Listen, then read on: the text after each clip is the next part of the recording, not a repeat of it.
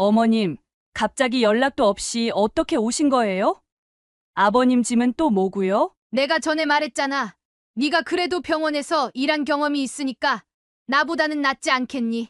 그래도 이건 아니죠. 너희가 모셔라. 나는 할 만큼 했고 이러다가 나도 병들 것 같으니까 젊은 너희들이 아버지 모셔. 그리고 네가 병원에서 일해본 경험도 있으니 알아서 잘하겠지. 요양병원으로 모시고 싶으면 너희가 알아서 너희 돈으로 그렇게 해. 난 이제 모르겠으니까 나 찾지 말고.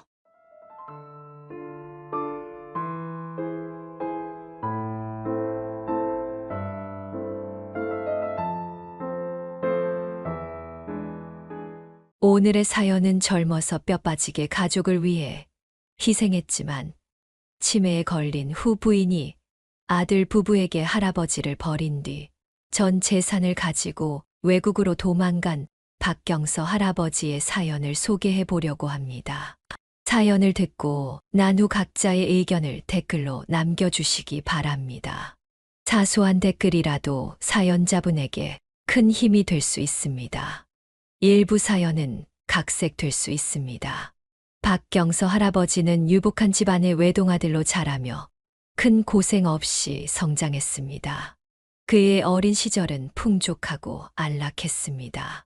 학창 시절에는 학업에 충실하며 부모님의 사랑을 듬뿍 받았고 대학까지 무사히 졸업했습니다. 대학교 졸업 후 박경서 할아버지는 집안 대대로 내려오는 가업을 이어받게 되었습니다. 그의 아버지는 그를 일찍부터 가업에 대한 책임감을 심어주려 했지만 아버지가 일찍 돌아가시는 바람에 경서 할아버지는 젊은 나이에 가업을 직접 운영하게 되었습니다.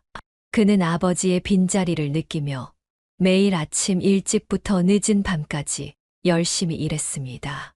사업은 안정적이었고 그는 자신의 책임을 다하기 위해 최선을 다했습니다. 그의 노력 덕분에 가업은 번창했고 그는 가문의 명성을 이어갔습니다. 혼기가 찬 경서 할아버지는 어머니의 권유로 선을 보게 되었습니다. 어머니는 아들이 안정된 가정을 이루길 바랐고 선자리는 나쁘지 않았습니다. 상대방도 경서 할아버지에게 호감을 가졌고 두 사람은 서로 마음에 들어 결혼까지 하게 되었습니다. 결혼 후 경서 할아버지와 아내는 서로를 아끼며 행복한 결혼 생활을 이어갔습니다. 몇 년 후 그들은 아들 하나를 낳았습니다. 그 아들은 순박한 성격으로 자라며 부모님의 사랑을 듬뿍 받았습니다. 할아버지는 아들을 위해 더 열심히 일했고 가족을 위해 최선을 다했습니다. 아들은 아버지의 모습을 보며 존경심을 키웠고 그의 사랑과 배려 속에서 무사히 성장했습니다. 그러나 아들이 중학교에 입학하던 해 불행한 일이 발생했습니다. 경서 할아버지의 아내가 교통사고로 갑작스럽게 세상을 떠난 것입니다. 그 사건은 경서 할아버지에게 큰 충격이었고 그는 깊은 슬픔에 빠졌습니다. 매일 힘든 시간을 보내며 아내의 빈자리를 느끼며 눈물을 흘렸습니다. 하지만 그는 예민한 시기인 아들을 위해 정신을 차리기로 마음먹었습니다. 아들의 미래와 가족을 위해 그는 다시 일어나기로 결심했습니다. 그는 아침 일찍 일어나 사업에 집중하며 가족과의 시간을 소중히 여기기 시작했습니다. 아들에게 좋은 아버지가 되기 위해 그리고 아내의 유지를 받들기 위해 그는 더욱 노력했습니다. 경서 할아버지는 힘든 시간을 이겨내며 가족을 지키기 위해 헌신했습니다. 그의 노력 덕분에 가족은 다시 안정을 찾았고 아들도 무사히 중학교를 졸업할 수 있었습니다. 그는 자신의 책임을 다하며 가족의 행복을 위해 평생을 바쳤습니다. 아내의 빈자리는 여전히 컸지만 그는 아들과 함께 슬픔을 이겨내며 앞으로 나아갔습니다. 아들은 시간이 흐르면서 어머니의 부재를 깊이 느끼기 시작했습니다. 그는 친구들의 엄마 이야기를 들을 때마다 조용히 고개를 숙였고 가끔은 혼자 눈물을 흘리기도 했습니다. 경서 할아버지는 그런 아들의 모습을 보며 가슴이 아팠습니다. 아들에게도 자신에게도 누군가의 존재가 필요하다는 생각이 점점 강해졌습니다. 어느 날 박경서 씨는 거래처 사장님들과의 모임에서 그들의 권유로 한 여자를 소개받게 되었습니다. 그 여자 역시 남편과 사별하여 혼자 지내고 있었습니다. 처음 만난 자리에서 박경서 씨는 그녀에게 깊은 인상을 받았습니다.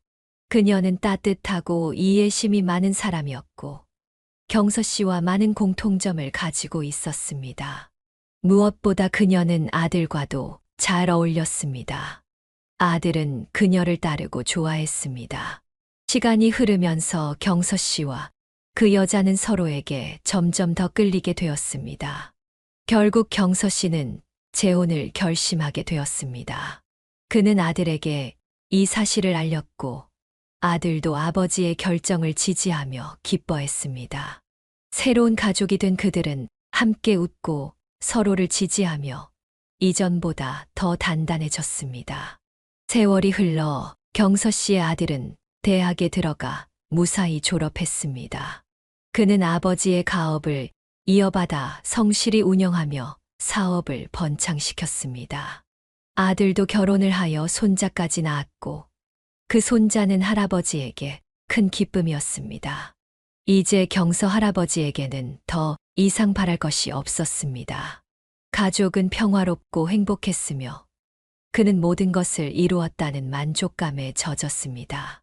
경서 할아버지는 여전히 매일 아침 일찍 일어나 가족들과 시간을 보냈습니다.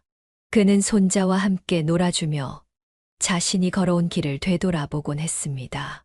모든 것을 잃었다고 생각했던 순간에도 그는 결코 포기하지 않았고 이제는 그 결실을 보고 있었습니다. 그는 자신의 삶이 아름답고 가치 있었다는 것을 느끼며 매일 감사하는 마음으로 하루하루를 살아갔습니다.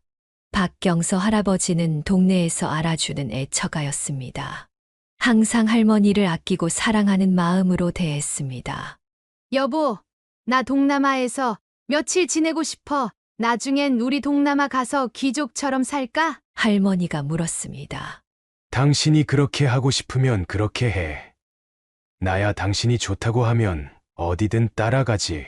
할아버지는 언제나 할머니의 말에 따랐고 그녀를 진심으로 대했습니다. 할아버지는 자신이 힘들게 일을 하더라도 할머니에게는 힘든 일 한 번 하지 않고 편하게 지내게 해 주었습니다. 그런 할아버지를 닮아서인지 아들도 며느리에게 참 다정했습니다. 결혼 이후 며느리와 아들은 할아버지에게 손 벌리는 일 없이 부족하더라도 스스로 극복했습니다. 할아버지도 그런 그들을 기특하게 여기셨고 아들도 스스로 가정을 꾸려나가는 것을 자부심으로 여겼습니다. 어느 날 할아버지가 가업을 그만두겠다고 하셨습니다.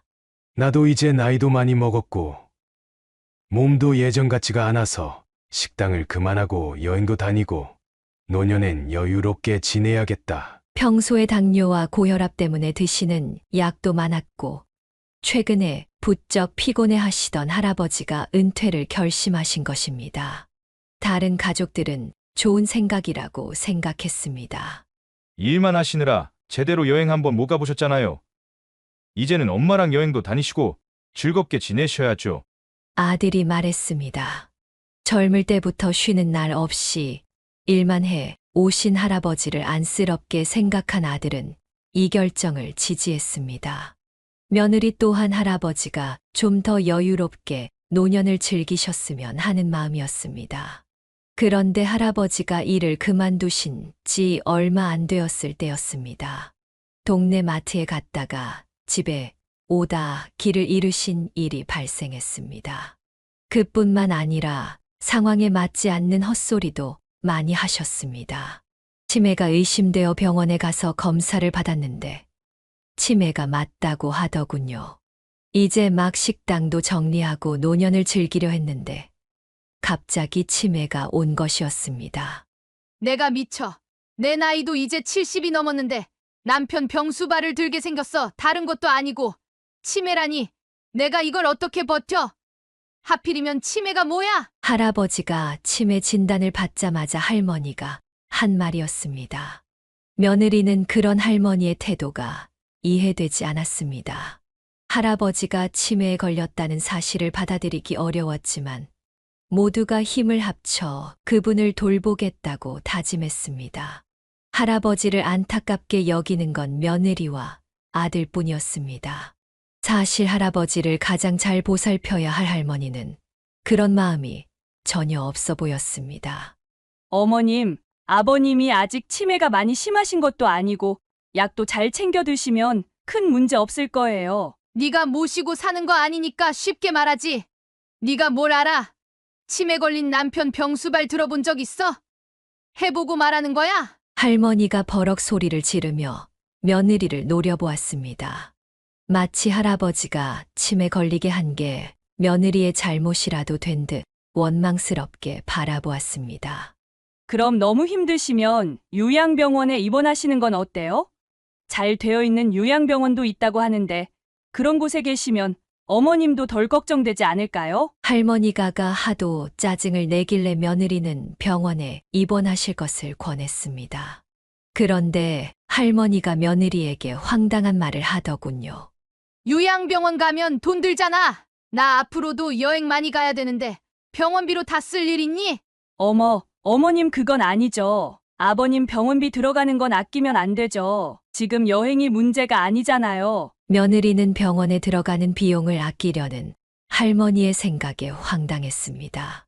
이 인간이 병원에 들어가 봐라. 너희들한테 돌아가는 목도 적어질 게 분명한데 넌 괜찮니?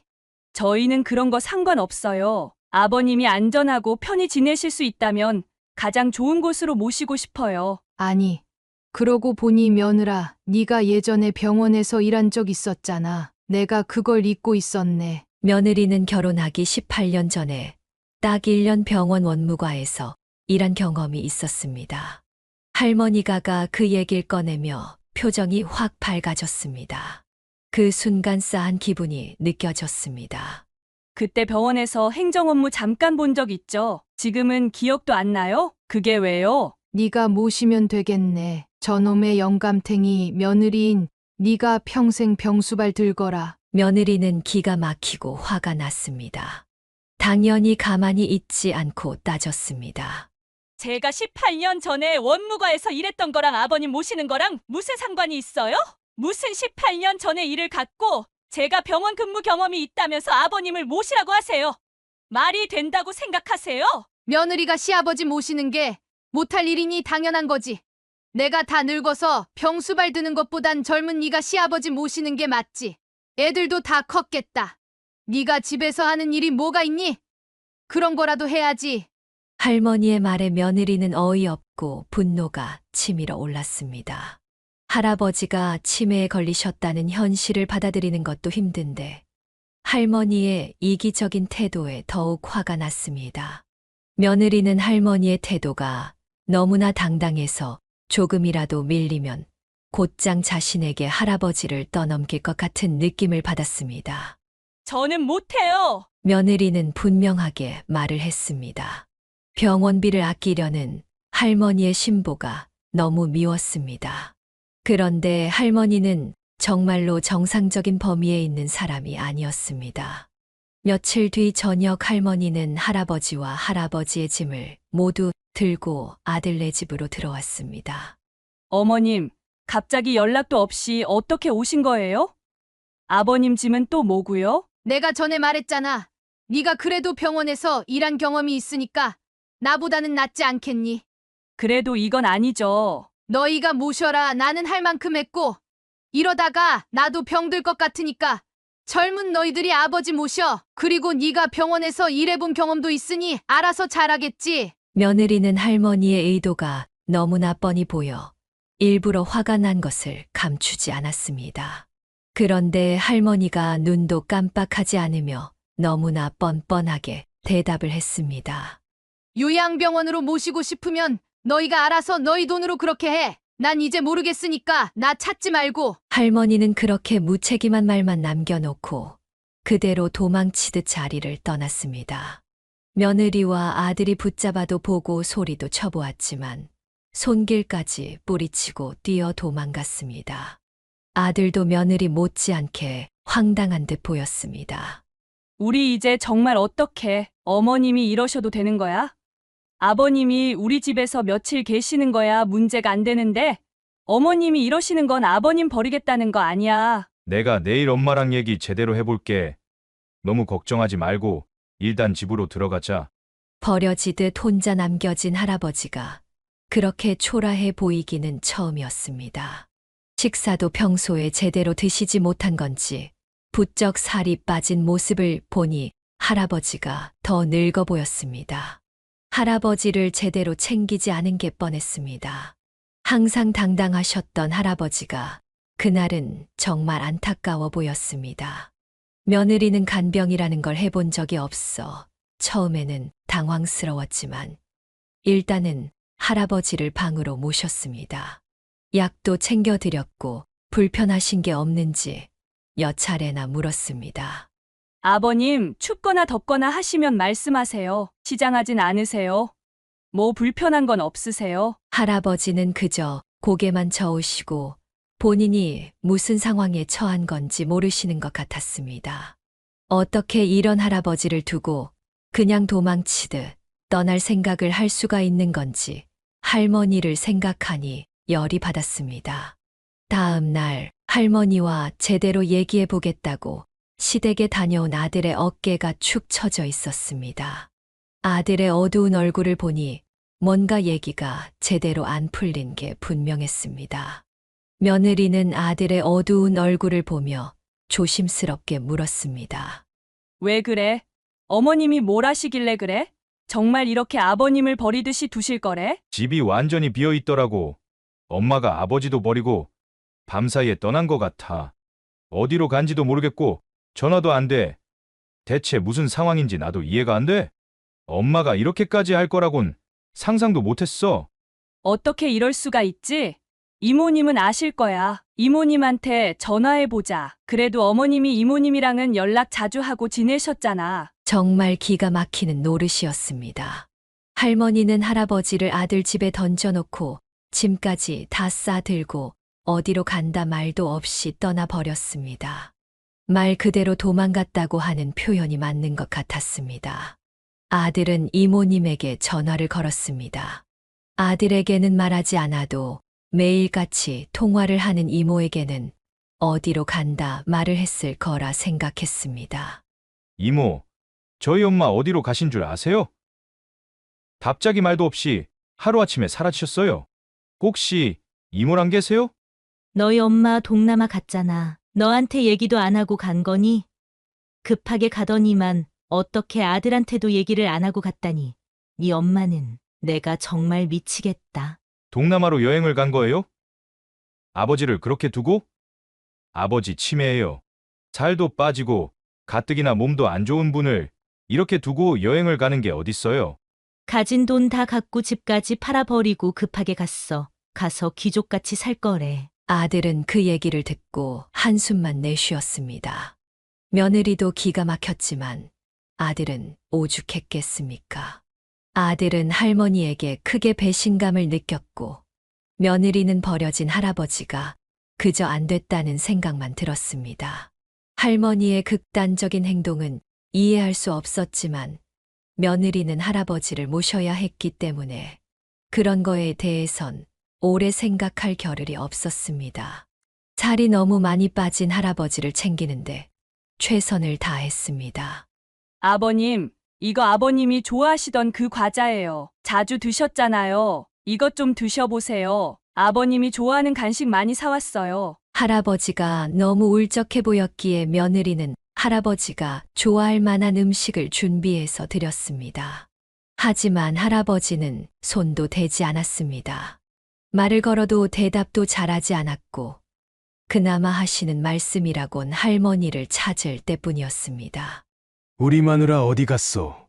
우리 마누라가 나 찾을 텐데 저 빨리 집에 가야 돼요. 버려진 날 이후로 할아버지의 치매 증상이 더 심해진 것 같았습니다.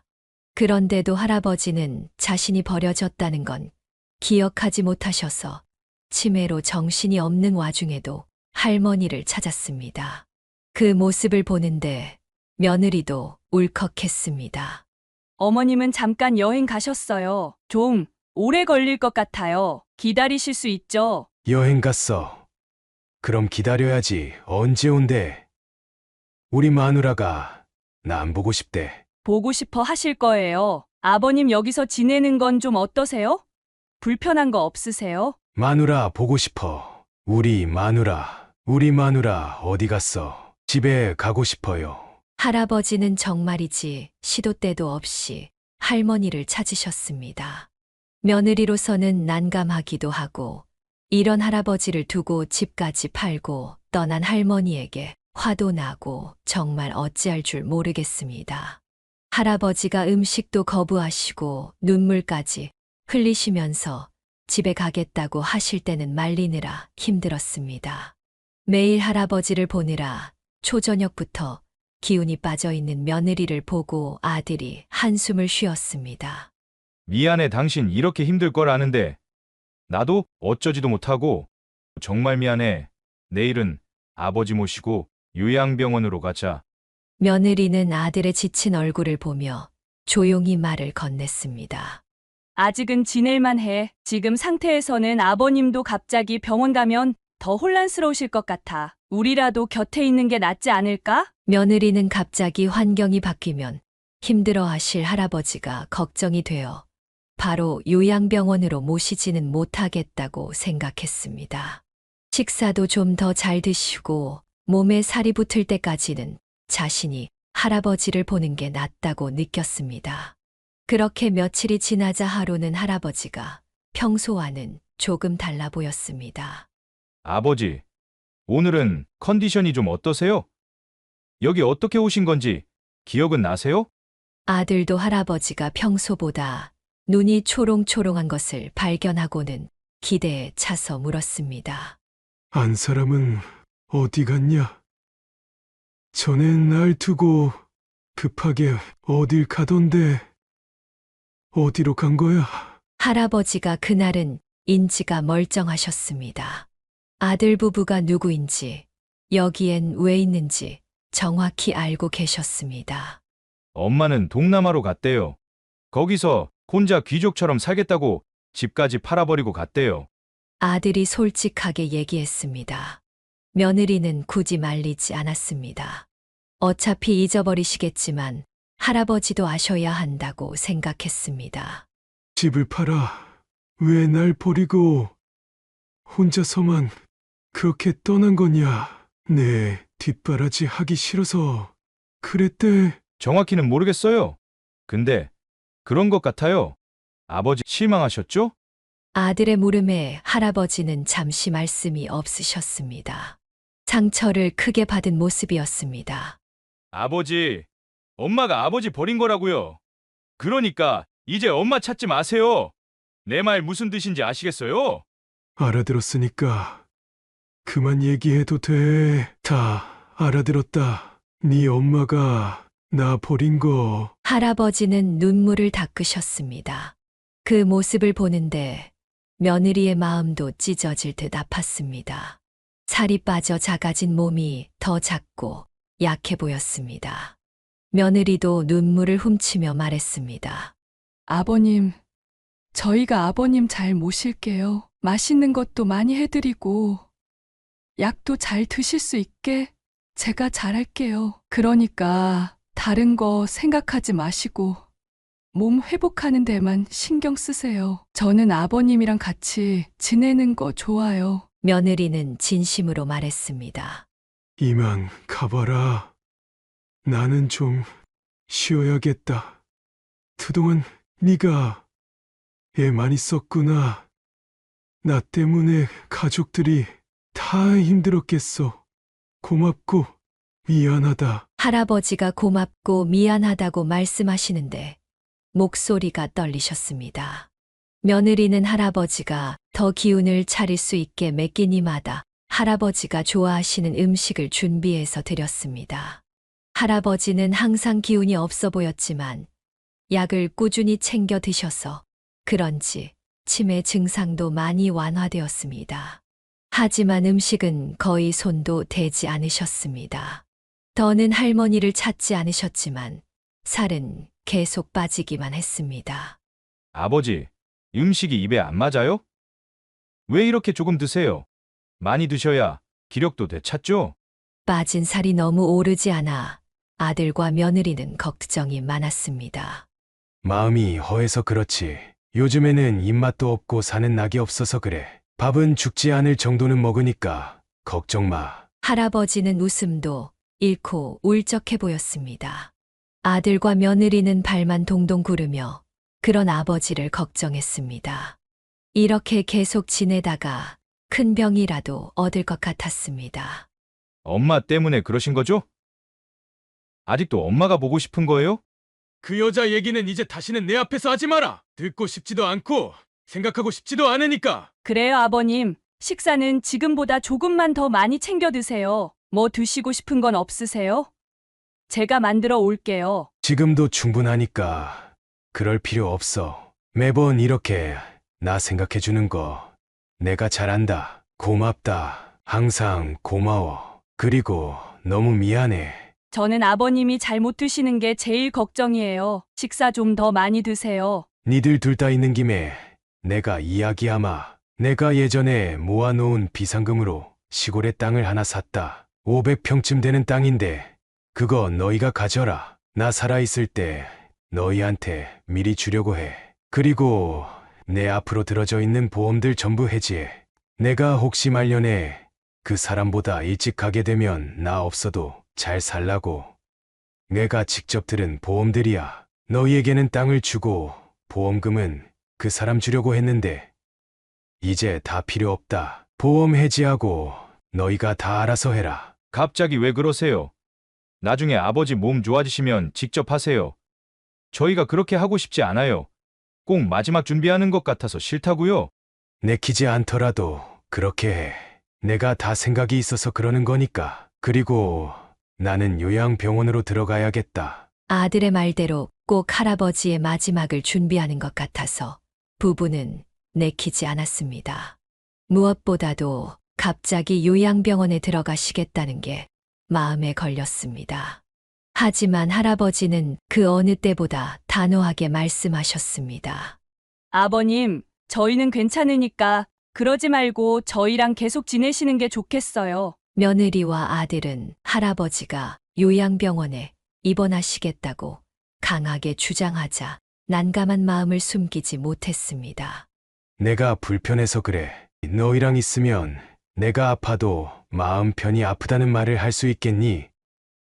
의사가 있는 병원에서 지내는 게 훨씬 낫지. 아들 부부는 난감했지만 할아버지가 원한다고 하시니 마지못해 그렇게 했습니다. 할아버지가 말씀하신 대로 땅은 며느리의 이름으로 명예 변경이 되었고 여러 개 들어있던 보험들도 전부 해지했습니다. 그 작업이 생각보다 복잡했지만 할아버지의 도움을 받아 이렇게 저렇게 하다 보니 정리가 되었습니다. 그리고 며느리와 아들은 할아버지가 주신 땅을 팔기 위해 부동산에 내놓았습니다. 아이고, 이렇게 좋은 땅을 갖고 계셨어요. 근처에 곧 아파트도 들어서고 병원도 들어선다고 하더라고요. 땅을 제대로 보고 사셨네요. 500평이나 되는 땅이라 큰 기대가 없었던 며느리와 아들은 부동산 업자의 말에 깜짝 놀랐습니다. 보험을 해지하고 받은 원금의 땅을 판 돈까지 합치면 거의 30억이 되었습니다. 생각지도 못했던 엄청난 금액에 며느리와 아들은 너무 놀랐습니다. 이거 아버님 건강 회복하시면 그때는 돌려드리는 게 맞지 않을까? 우리한테 주신 건데. 며느리가 놀라는 표정을 하며 아들에게 물었습니다. 당신은 이 돈 갖고 싶진 않아. 어떻게 아버지한테 돌려드리겠다는 생각을 한 거야. 아들은 며느리의 말에 감동을 받은 듯 물었습니다. 아버님 생각하면 마음이 무겁고 속상하고 그래. 난 아버님이 이 돈으로 조금이라도 즐겁게 사실 수 있다면 우리 안 가져도 돼. 며느리는 큰 돈이 있으면 편안하게 살아갈 수 있는 것을 알고 있었지만 할아버지가 너무 안쓰러웠고 워낙 큰 금액이라 실감이 나지 않았습니다. 며느리와 아들은 할아버지가 남은 생을 더 편하게 사실 수 있게 받은 돈을 돌려드리기로 했습니다. 그렇게 결심한 며느리 마음에 아들이 며느리에게 많이 고마워했습니다.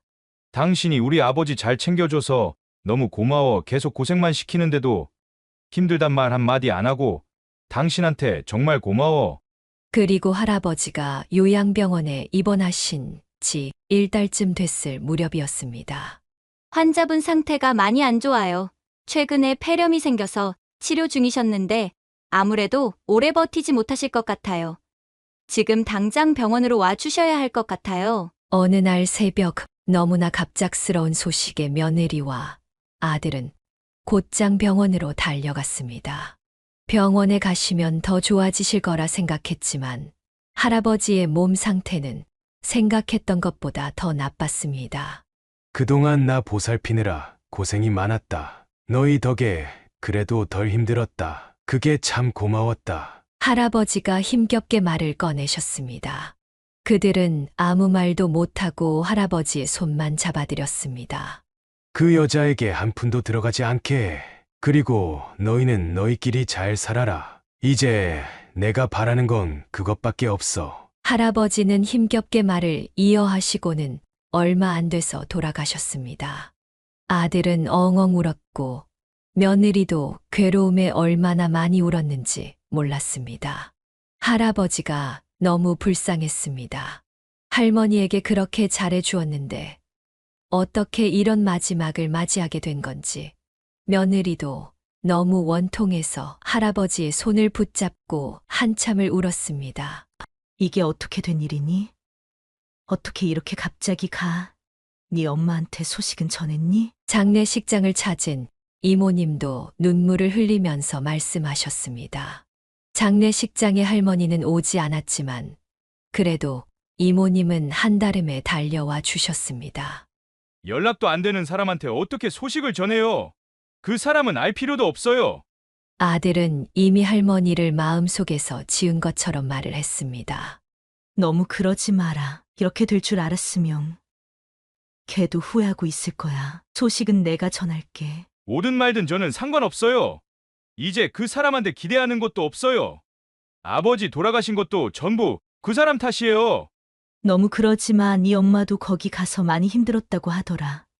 네 엄마도 그렇게 잘 살지 못하고 있어. 이모는 그 사람이랑 연락하고 지내셨어요? 그 사람이 아버지 소식에 대해서는 물어요?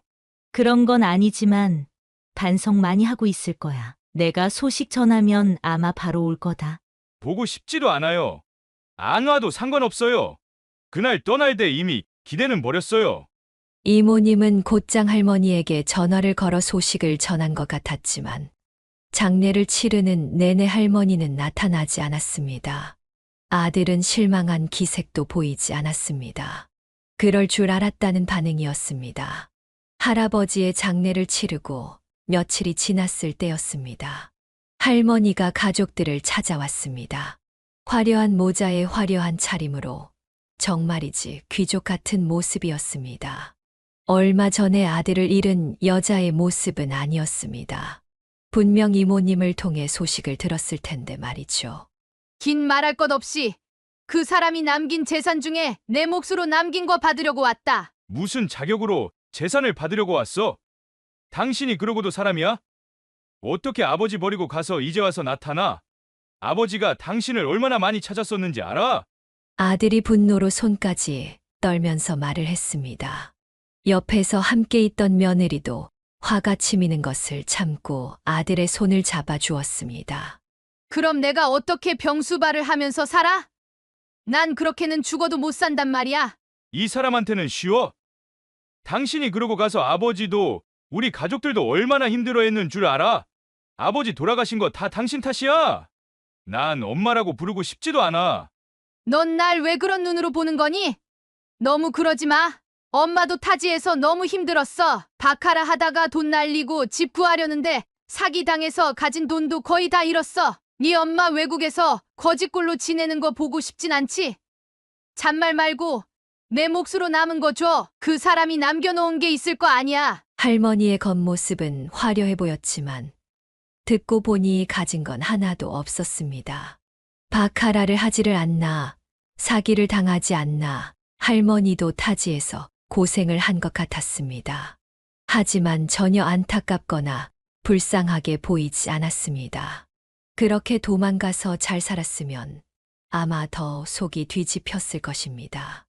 아버지가 당신한테는 한 푼도 주지 말래. 그래서 보험도 아버지 돌아가시기 전에 전부 해지했고, 그나마 아버지가 갖고 있던 집은 당신이 팔아먹었으니까 가진 게 없지. 갖고 있던 현금도 당신이 다 갖고 튀었잖아. 당신이 받을 건 없어. 한 푼도 없어. 그리고 아버지도 돌아가시면서 신신당부했어. 당신 손에 한 푼도 들어가지 않게 하라고. 아들의 분노 섞인 비난에 할머니의 얼굴이 붉어졌습니다. 말 같지도 않은 소리를 하고 있어. 네 잔소리 들을 생각 없으니까 내놓기나 해. 없다니까. 당신 줄 게 어디 있나? 아버지가 당신 몰래 사놓은 땅이 있었는데 그것도 우리 줬어. 그럼 그거라도 내놔. 네 엄마 진짜 거지꼴로 사는 거 보고 싶어? 그래. 보고 싶어. 제발 그렇게 됐으면 좋겠어. 당신은 아버지 돌아가셨다는데 슬프기는 해. 아버지 돌아가셨다는 얘기 듣고 장례식장에 나타나지도 않고 지금 그 꼴은 뭐야? 당신 모습이 지금 얼마나 우스운지 알아? 아들이 있는 대로 소리를 지르자 할머니가 기겁을 했습니다. 예. 네가 네 남편 좀 말려봐라. 쟤 왜 저렇게 화를 내는 거니? 산 사람은 살아야지. 내가 뭘 그렇게 잘못했니? 할머니는 아들과는 대화가 안 될 것 같으니 며느리를 보고 말을 걸었습니다. 어머님이 너무하셨어요. 아버님이 내내 어머님 찾으시고 나중에는 식사도 잘 안 드시고 마음 아파하다가 돌아가셨어요. 어머님은 왜 아버님을 버리고 가셨어요? 아버님이 어머님한테 얼마나 잘했어요. 어머님도 잘 아시잖아요. 며느리의 말에 할머니가 한참이나 노려보았습니다.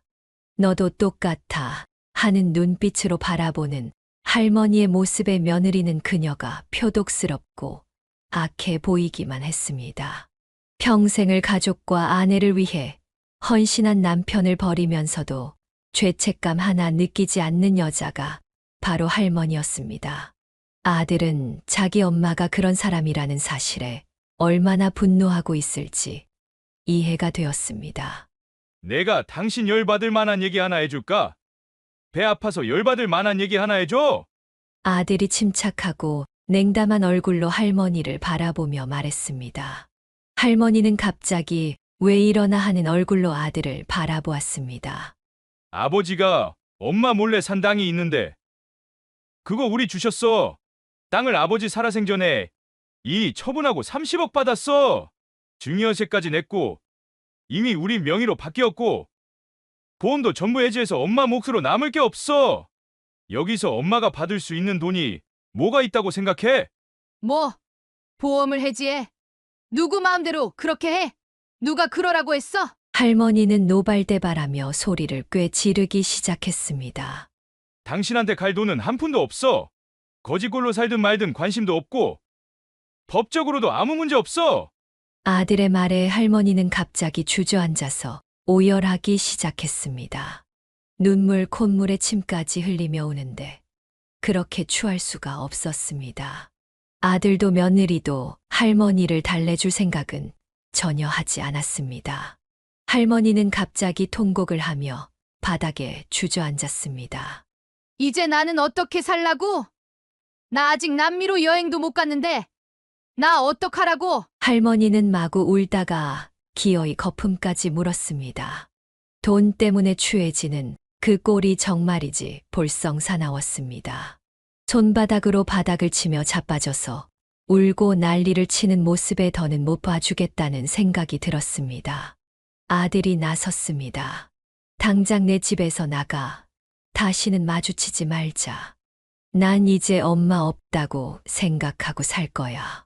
그러니까 엄마도 아들 없다고 생각하고 살아. 우리 사이 여기서 끝이야. 아들은 할머니의 팔을 붙잡고 현관문 밖으로 끌고 나갔습니다. 할머니는 맥없이 아들에게 이끌려 집 밖으로 쫓겨났습니다. 화려한 차림으로 초라하게 집에서 쫓겨나는 모습은 당연한 일이었습니다. 아들 못지않게 며느리도 할머니에게 화가 나 있었습니다. 할아버지가 돌아가시고도 정신 못 차리는 할머니에게 할아버지의 재산이 가는 것은 며느리도 참을 수 없었습니다.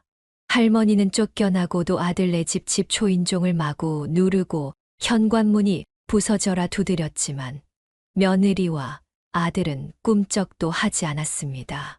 그렇게 1시간쯤 소동을 부리고 나서야 할머니는 지쳐서 자리를 떠났습니다. 당신한테 면목이 없다.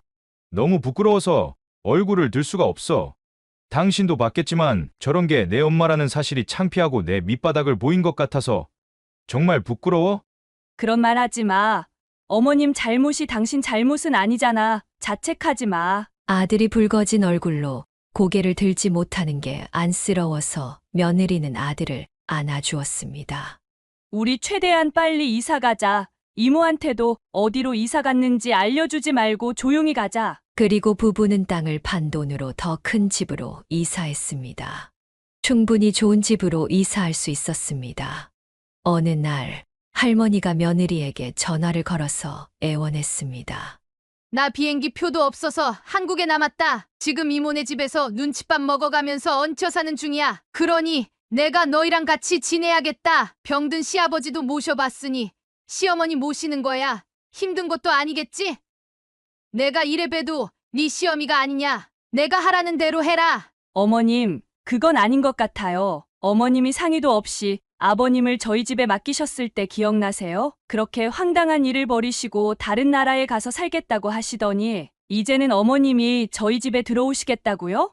저는 싫어요. 그리고 남편도 당연히 싫다고 할 거예요. 치매 걸린 할아버지를 평생 모실 수 있어도 어머님은 절대 못 모시고 살아요. 이게 시엠이 무서운 줄 모르고 터진 주둥이라고 막말을 해. 네가 뭔데 나를 거부해? 며느리가 단호하게 거절하자 애원하던 할머니의 태도가 돌변했습니다. 전 아버님 생각하면 지금 어머님이랑 이렇게 대화하는 것도 소름 끼치기 싫어요. 그러니까 더는 헛소리 하지 마시고 남은 생속죄하는 마음으로 사세요. 야, 너 지금 시엠이 모시기 싫어서 말버릇이 그 모양이야?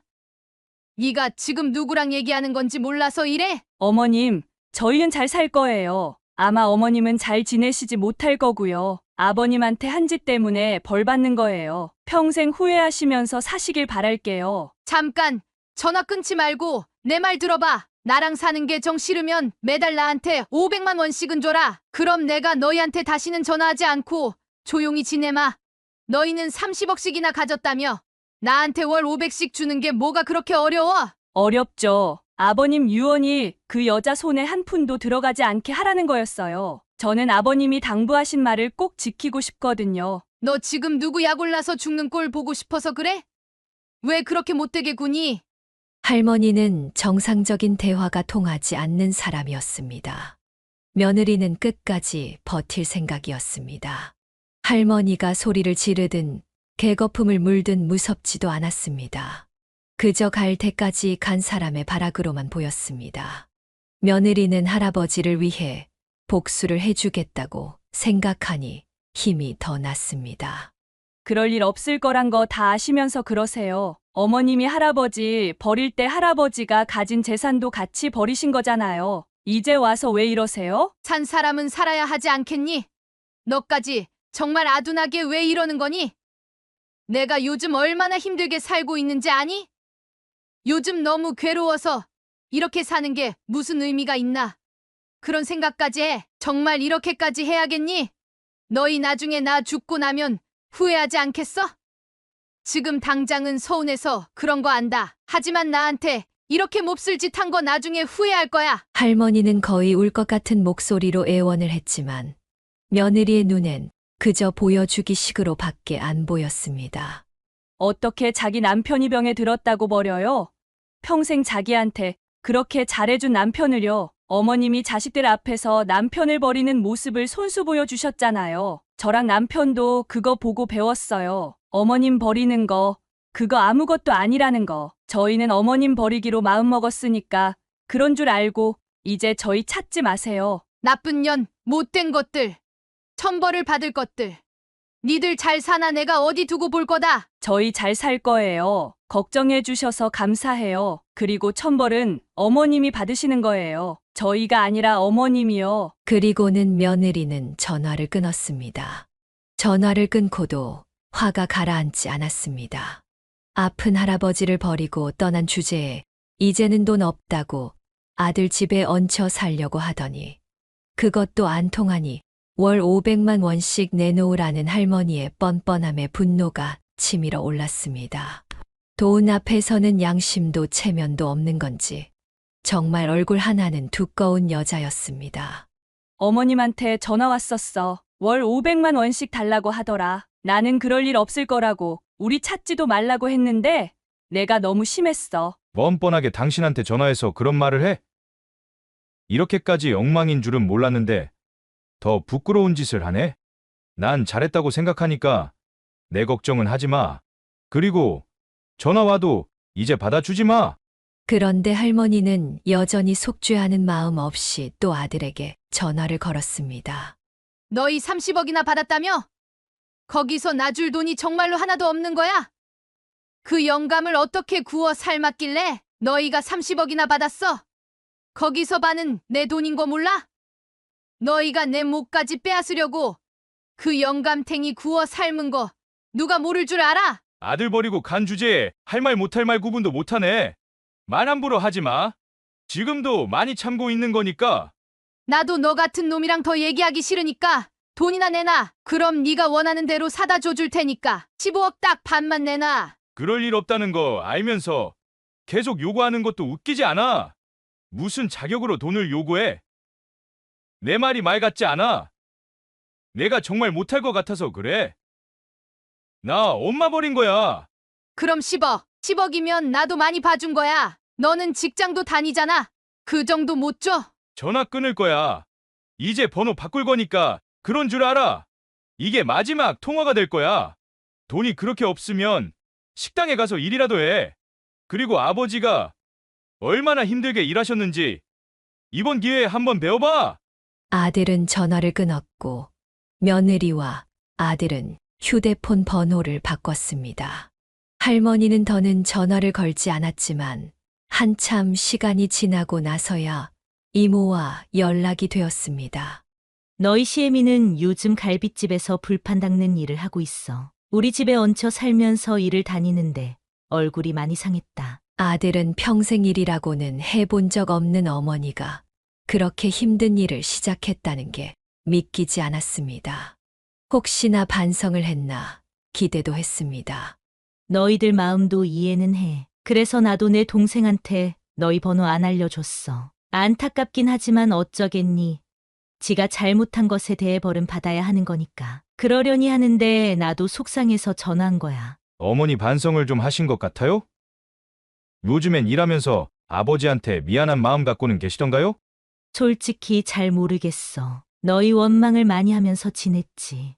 일이 힘들어서 그런가 사람이 좀 거칠어진 것 같아. 나도 가끔은 감당하기 버거워. 나도 어디 터놓고 얘기할 데가 없어서 염치불구하고 전화한 거야. 들어보니 이모님도 아주 난감한 상황인 것 같았습니다.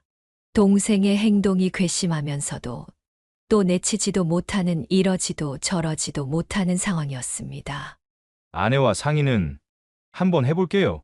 하지만 너무 기대하지는 마세요. 아내도 어머니에게 화가 많이 나서 저희도 이모님한테 큰 도움은 못 드릴 거예요. 아들은 며느리에게 이모님과의 대화를 알려주었습니다. 잘 됐네. 이번 기회에 일 좀 하면서 자기 인생 알아서 살아야지. 당신 마음 불편하지 않아? 나는 당신 마음이 속상해서 나중에 후회할까봐 걱정이야. 내버려 둘 거야. 내버려 둔 거 후회하지도 않을 것 같아. 그리고 당신 걱정할까봐 말 안 하려고 했는데 내 회사로 찾아왔었어. 회사 로비에서 돈 내놓으라고 소리를 지르다가 경비들한테 끌려나갔어. 그 여자한테는 아들이고 뭐고 없는 거지. 평생 그러고 살라 그래. 나는 이미 인연 끊었으니까 당신도 신경 쓰지 마. 아들의 말은 단호했습니다. 할머니가 기어이 아들의 회사까지 찾아가서 난리를 쳤다는 얘기를 들으니 마음이 약해졌던 며느리도 다시 화가 났습니다. 아들 회사로 찾아가서 아들을 망신 주면서까지 돈을 받으려는 할머니가 반성을 했을 리 만무했습니다. 그들은 할머니와 인연이 완전히 끊어진 채로 지내고 있습니다. 할머니의 소식은 이모님과 가끔 하는 통화에서 들을 수 있었습니다. 할머니는 여전히 애들한테서 돈만 뺐으면 외국 나가서 떵떵거리며 살 거야 라는 말을 입에 달고 산다고 했습니다. 여기까지가 박경서 할아버지의 사연이었습니다. 치매에 걸린 할아버지를 버리지 않고 끝까지 모신 며느리와 아들이 정말 대단합니다. 사연을 듣고 각자의 의견을 댓글로 달아주시기 바랍니다. 사소한 의견도 사연자에게 큰 힘이 될 수 있습니다.